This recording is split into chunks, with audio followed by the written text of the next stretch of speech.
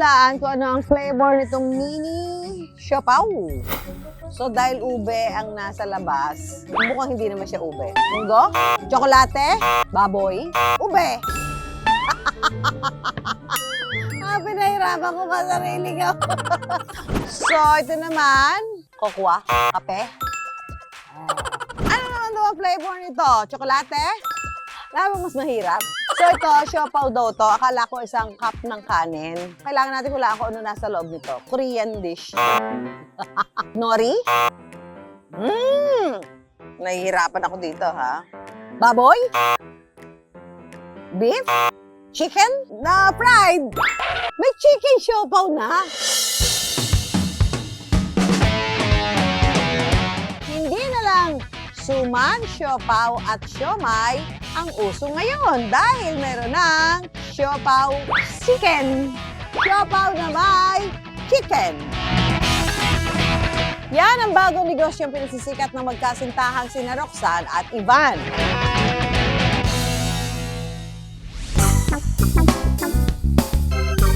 Sa simpleng take-out nook na ito sa Cavite, mabibili ang kakaibang chicken sandwich.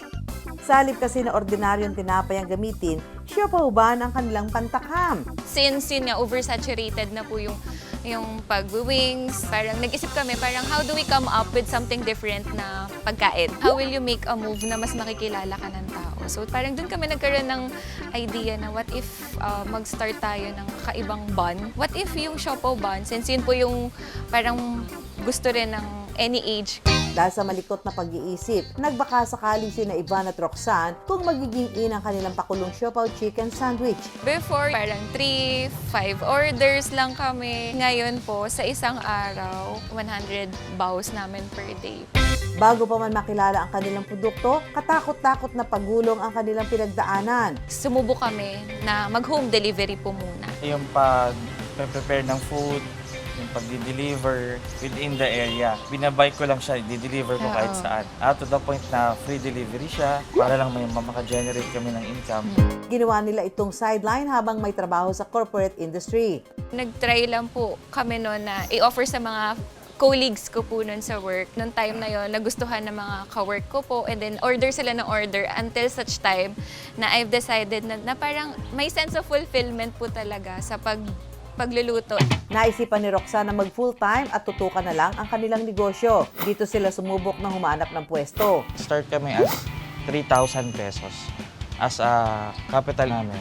From the time po na medyo naka-ipon-ipon kami, yun nga po, from home delivery po kasi, nag-decide kami mag-join sa market.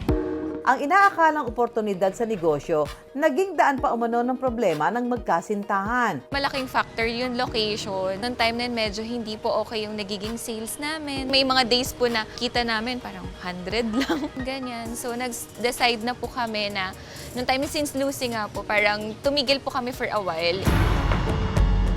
Malaking factor siya mentally. Kasi nandun ka na sa point na tutuloy mo pa ba or magpo-personal or babalik na lang ba ako sa pagiging employee? Pero ika ni Ivan at Roxanne, dahil nasubukan at nasimulan na nila, susuko raw ba sila? Ang baon lang namin dito is yung lakas ng loob na makakabangon ulit kami. Nag-try po kami mag-source ulit ng fund na matulungan po kami dito sa bago pong store. Buti na lang po yung tito po kasi ni Ivan. Nag-reach out, tapos tinulungan po kami. Kaya si Ivan at Roxanne tuloy ang laban para sa kanilang siopaw chicken sandwich. Kasabay ng pabubukas sa kanilang bagong pwesto, social media ang naging partner ni Roxanne para ibida ang produkto nila. Gumawa kami ng sarili ng Facebook page, Instagram account, more on social media, posting talaga. Since doon kami mas nakilala ng tao. Shout out sa lahat ng mga taga Cavite, ba't hindi nyo alam to? Si Marky Bap, nagulat kami na pinuntahan niya ako. So parang siya yung pinakamalaking factor ng blessing namin ngayon. Kasi kung hindi ata siya nag-post, baka hindi kami sobrang makikilala ng tao. Super heavy niya, mabubusog ka agad. Naging big break ang comeback na magkasintahang negosyante. As in, tuloy-tuloy po yung sales namin. Na-invite po kami na mag-cater po ng 450 mini bows dun sa wedding nila. Pati kanilang produkto, mas pinabongga pa sa pagkakaroon ng flavor. Barbecue, yung una namin, isang flavor lang talaga. Yun yung in-offer namin sa colleagues ko before. May mga nagre-request po kasi sa amin na baka may iba pa kayong flavors dyan. Tapos napansin namin, lalo na yung medyo matatanda po, parang ang nire-request nila, sobrang big bite kasi ng regular. So sabi niya, what if meron kayong mas maliliit na version para mas madaling kainin? Dinaan din sa witty names ni Roxanne ang produktong hinahain nila. Baulisan para sa garlic parmesan, Bauseo for salted egg and garlic mayo, Bauniyum parang ala Korean taste ng Yangnom, at Baupiki para sa spicy mayo and pickle sandwich. Sinamahan pa ito ng Baubecue, Baufalo at Bawang. Malaking challenge din. Siguro yung continuous improvement nung product po. Then mas na-appreciate kasi ng mga tao yung mas kakaiba, mas bago sa mata. Tulad sa pritong manok, lalagyan ng breadings ang chicken fillet.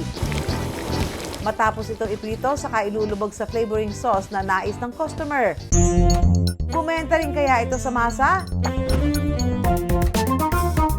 Mas masarap to. Kasi iba yung sasaw po. Nakakapangdumay na eh. Malambot naman siya.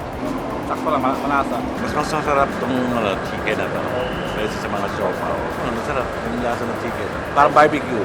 Ang kanilang 3,000 piso na puhunan, unti-unti na ring umaalsa ang dalang kita. Ngayon po, bale, average po namin, kung i-compute namin, siguro more or less mga nasa 20 to 25K po per week. Dati po kasi, yung mga baws na ginagawa namin, dinadala pa sa bahay, nakikiref pa kami. Ngayon, meron na po kami sariling gamit. Slightly bitter man daw ang kanilang naging simula. Ito naman daw ang sikreto ni na Ivan at Roxanne sa kanilang sweet success. Ang pagbibusiness ay hindi pag-start mo, kinabukasan, malakas ka kagad. Kailangan meron kang lakas ng loob. Siyempre, samahan mo rin ng dasal. Tapos ng sipag. Malaking factor na maging innovative ka. Huwag kang matakot maging kakaiba kasi it separates you from other negosyante. As long as you believe in your product and yourself, malaking bagay yung maitutulong nun sa'yo. And i-expect mo rin na maraming failures kasi part yan eh. Sa pagninegosyo, madalas maraming adbentahe ang pagiging kakaiba.